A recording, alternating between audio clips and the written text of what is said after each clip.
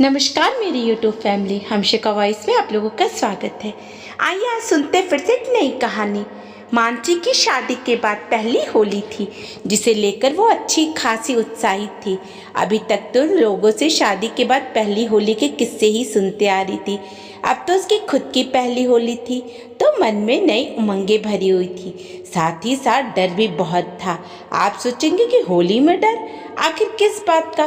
तो चलिए शुरू से बताती हूँ। मानसी का ससुराल एक संयुक्त परिवार का था। मानसी के ससुर 3 भाई थे, जो एक ही बिल्डिंग में अलग अलग फ्लोर पर अपने अपने परिवार के साथ रहते थे। और मानसी इन पीढ़ी की पहली बहू थी, तो हमेशा देवरों और नंदों से घिरी ही रहती थी। साथ ही साथ 2 बुआ सास भी थी, जो उसी शहर में रहती थी। तीज त्योहार पर आज भी ये पूरा परिवार एक ही जगह एकत्रित होता है, जिसमें दोनों बुआ सास के परिवारों को भी बुलाया जाता है। चलिए बात करते हैं मानसी के डर की। मानसी भी हालांकि एक संयुक्त परिवार का हिस्सा रही है, पर एक ऐसे परिवार का जहाँ मनमुटाव जरूरत से ज़्यादा हो। सब अपने में मस्त रहते हैं, किसी को किसी से कोई लेना देना नहीं है। और अगर कभी इकट्ठे हुए भी तो बेचारी बहुएं रसोई में ही लगी रह जाती थी। इसलिए मानसी को डर लग रहा था कि वो अकेले कैसे सब कुछ मैनेज करेगी। आखिर वो घर की बहू है, वो तो होली खेल ही नहीं पाएगी। सुबह से शाम तक रसोई में ही दौड़ती रह जाएगी।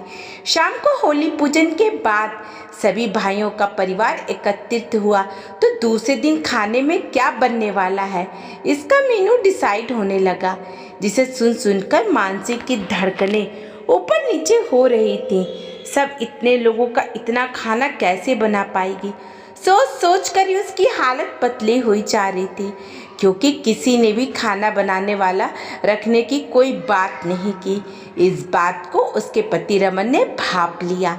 मानसी के बदलते हाव भाव को देखकर रमन को समझते देर नहीं लगी कि मानसी के दिमाग में क्या चल रहा होगा।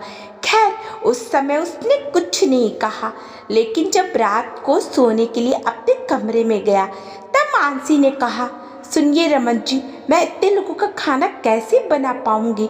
देखो मानसी, इससे पहले भी इस घर की परंपरा रही है कि त्योहार के दिन खाना एक ही रसोई में बनता है, तो तुम इस परंपरा को बदलने की कोशिश मत करो। मैं कहाँ कह रही हूँ कि परंपरा को बदलो, पर कुछ मेरे बारे में भी तो सोचो। कैसे कर पाऊंगी मैं ये सब? अब इसमें मैं क्या कर सकता हूँ? आखिर तुम घर की बहू हो, सो ये तुम्हारी ही जिम्मेदारी है। कल को दूसरे बहुएं भी आएंगे, वो तुम्हें देखकर भी तो सीखेंगी। फिर मेरी होली तुम्हें होली की पड़ी है। बहू होने के नाते तुम्हारी कोई जिम्मेदारी भी तो बनती है। अब तुम अपनी जिम्मेदारियों से कैसे मुंह मोड़ सकती हो? और हाँ, कोई गलती मत करना, नहीं तो हमें शर्मिंदा होना पड़ेगा। अब सो जाओ, सुबह जल्दी भी तो उठना है, आखिर तुम्हें ही तो सब कुछ संभालना है। ऐसा कहकर रमन तो दूसरी तरफ मुंह करके सो गया, और बेचारी मानसी की आंखों से नींद तो कोसों ही दूर हो गई। बेचारी की आंखों में आंसू तक आ गए। सारी रात करवटें बदलते उसे कब नींद आ गई पता ही नहीं चला।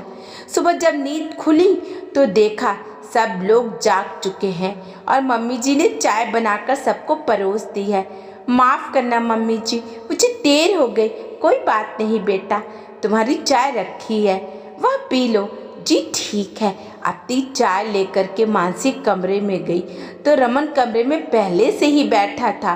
तुम्हें मैंने रात को ही कहा था ना कि सुबह जल्दी उठ जाना, आखिर सब कुछ तुम्ही को तो संभालना है, लेकिन तुम हो कि तुम्हें किसी की बात सुननी ही नहीं है। पर रमन जी, मम्मी जी ने तो कुछ नहीं कहा। मेरी मम्मी तो सीधी है, कुछ नहीं कहेगी, पर तुम्हें तो अक्ल होनी चाहिए। तुम भी तो संयुक्त परिवार में रही हो, क्या तुम्हें नहीं पता कि किस हिसाब से सब कुछ मैनेज करना पड़ता है? अब जल्दी से चाय पियो और फटाफट काम में लगो। रमन तो डांट कर चला गया, पर मानसी की हालत खराब।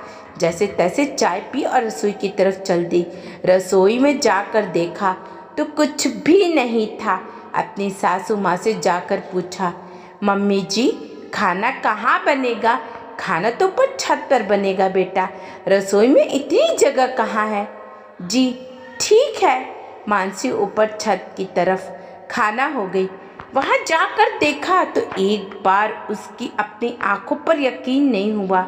शायद उसने ये मंजर कभी सपने में भी नहीं सोचा था। घर के पुरुष मिलकर रसोई का काम कर रहे थे। चाचा जी सब्जियां साफ कर रहे थे। वहीं दो देवर मिलकर आटा गूंथने का काम कर रहे थे। कोई राते की तैयारी कर रहा था तो कोई ग्रेवी बनाने की तैयारी कर रहा था तो कोई मिठाई की तैयारी। सबने अपना अपना काम बांट रखा था। ये सब क्या हुआ बेटा? कुछ चाहिए था क्या तुम्हें? नहीं पापा, ये आप क्या कर रहे हैं? आज के दिन महिलाओं की छुट्टी है रसोई से। क्या? हाँ देखो बेटा, ये हमारे घर का रिवाज है कि होली के दिन महिलाओं को रसोई से छुट्टी कर दी जाती है और रसोई की जिम्मेदारी हम पुरुषों की होती है। इसलिए तुम जाओ और होली खेलने की तैयारी करो। बस हम रसोई की तैयारी करके नीचे आते हैं। जी कहकर मानसी पलटी ही थी। कुछ चाहिए मैडम आपको? अचानक रमन की आवाज़ सुनकर मानसी ने पलट कर देखा तो रमन हाथ में रंग की बाल्टी लिए हंस रहा था। रमन को हंसता देख देवर हंसने लगा। इससे पहले कि मानसी कुछ समझ पाती, रमन ने उस पर रंग की बाल्टी उड़ेल दी। घर के बड़े वहीं मौजूद थे, इसलिए मानसी कुछ ना कर पाई। मानसी रमन को घूरते हुए नीचे की तरफ जाने लगी। तभी पीछे से एक देवर ने कहा, आज तो भाई गया काम से और पूरा माहौल ठहाकों से गूंज उठा। दोस्तों, आपको कहानी कैसी लगी? अगर अच्छी लगी तो लाइक कमेंट शेयर कीजिएगा और चैनल पर नहीं है तो चैनल को सब्सक्राइब कीजिएगा। धन्यवाद।